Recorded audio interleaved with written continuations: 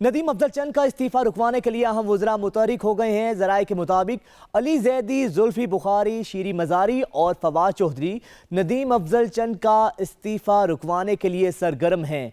काबीना अरकान वज़ीर आज़म से दरख्वास्त करेंगे कि नदीम अफजल चंद का इस्तीफा मंजूर ना किया जाए। इसी पर बात करेंगे। हमारे नुमाइंदे टिका खानसानी हमारे साथ मौजूद हैं। टिका, बताइएगा आपके पास क्या इत्तलात हैं इससे मुतल्लिक? बिल्कुल, नदीम अफजल चंद जो है उन्होंने बाकायदा तौर पे वज़ीर आज़म ऑफिस को अपना इस्तीफा पेश कर दिया है। गुज़श्ता रोज तर्जुमानों के इजलास के बाद शाम 5 बजे हमारे ज़राए के मुताबिक, उनकी फैमिली ज़राए के मुताबिक, उन्होंने अपना तहरीरी इस्तीफा जो है वो प्राइम मिनिस्टर के MS को के हवाले किया। उसके बाद से वो दोबारा उनका राब्ता बाकायदा तौर पर प्राइम मिनिस्टर ऑफिस से नहीं हुआ। नदीम अफजल चंद के पास जो आज़ादी होते थे तो वज़ीर आज़म के तर्जुमान की हैसियत से और वज़ीर के मामले खसूसी प्राय पार्लिमानी अफेयर्स वो बतौर दोनों ओहदों पर काम कर रहे थे। उसके बाद यकीनन उन्होंने कैबिनेट के इजलास में भी 2 रोज पहले शिरकत की। कल शाम 4:30 बजे तर्जमानों के इजलास में भी शिरकत की और अपनी इनपुट दी वहाँ पे। खास तौर पर ब्रॉडशीट के ऊपर उन्होंने अपनी राय भी दी और खुलकर इजहार किया। उसके बाद उन्होंने अपना इस्तीफा जो है वो पेश कर दिया प्राइम मिनिस्टर ऑफिस को। अभी तक उनका इस्तीफा कबूल नहीं किया गया। उनके इस्तीफे का जो मतन था वो भी बड़ा, उन्होंने वज़ीर आज़म का शुक्रिया अदा किया कि वज़ीर आज़म साहब, आपने मुझे अपने साथ काम करने का मौका फराहम किया, आपका मैं बेहद मशकूर हूँ और बतौर मामले खसूसी और बतौर तर्जुमान मैं अपनी जिम्मेदारियां अंजाम नहीं दे सकता। आपसे बहुत कुछ सीखने को मिला और बड़ी मुख्तलिफ तहरीर थी उनके इस्तीफे की, जिसके बाद यकीनन उनके पास जो सहूलतें थी वो यकीनन एक ऑफिस था वज़ीर आज़म ऑफिस में ही, और उसका अमला और साथ एक गाड़ी थी।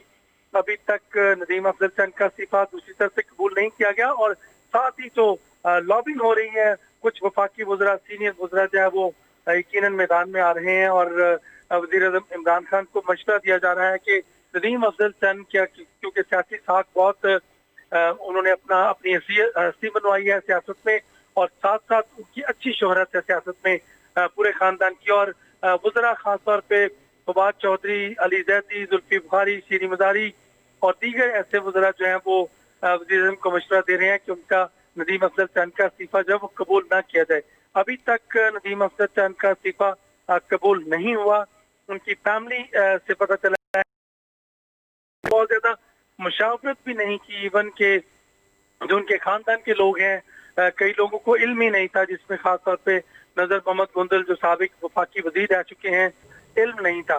नदीम अफजल चंद जो उसको के इजलास में, काबीना के इजलास में कहा था कि जिन्हें पार्टी के फैसले कबूल नहीं, या तो वो ऑनरशिप दे फैसलों को, बड़े सोच समझ कर फैसले दिए जाते हैं, या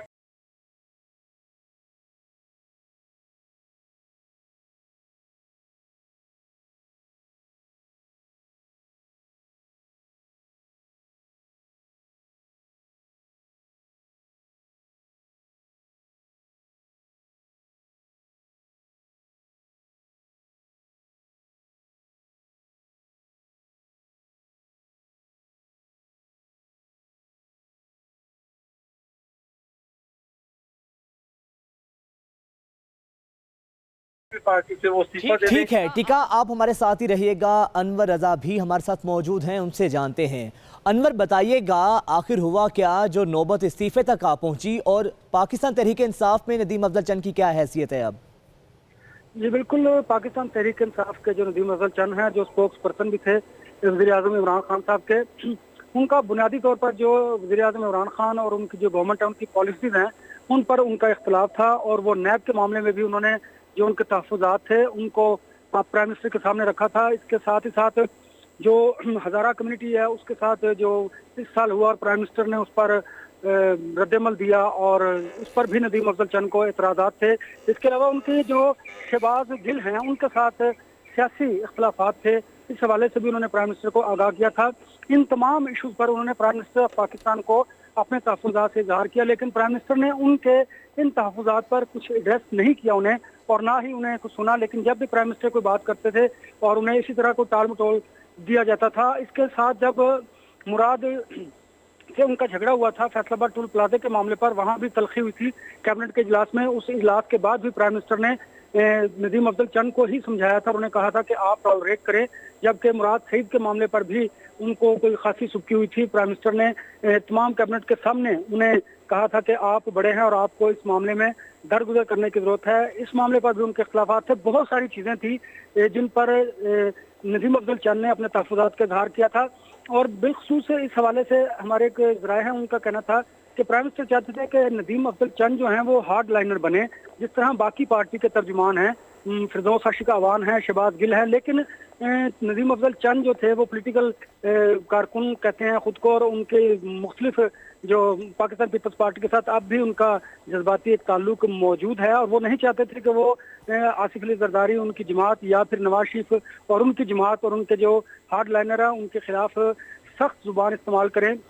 इस बात का भी शिकवा था वज़ीर आज़म इमरान खान को, और नदीम अफजल चंद को बहुत सारे तहफ़्फ़ुज़ात थे इस हुकूमती पॉलिसीज़ के हवाले से। और जो उनका फौरी रद्द-ए-अमल सामने आया, जो हमें मालूम हुआ है, उन्होंने पहले भी इस्तीफ़ा दिया था जिसे प्राइम मिनिस्टर ने एक्सेप्ट नहीं किया था, और अब उन्होंने इस्तीफ़ा दिया। प्राइम मिनिस्टर ऑफ पाकिस्तान ने कैटेगोरिकली ये बात की थी कि जिस शख्स को जो पार्टी में पाकिस्तान तहरीक इंसाफ में मौजूद है, अगर उसे हुकूमती पॉलिसियों पर एतराज़ है, पाकिस्तान तहरीक इंसाफ की पॉलिसियों पर एतराज़ है, तो वो रिजाइन कर दे, या फिर वो इन पॉलिसीज के साथ सख्त स्टाफ ले दीगर जो पोलिटिकल पार्टीज हैं। बिलखसूस पीडीएम का जो मामला है, इस हवाले से भी नदीम अफजल चंद जो हैं वो सॉफ्ट कॉर्नर रखते थे, और वो नहीं चाहते थे कि वो किसी भी सियासी जमात या उनके रहनुमाओं के ठीक है। बहुत शुक्रिया अनवर रजा और टिका खान सानी, आप दोनों ने हमें इस बारे आगाह किया।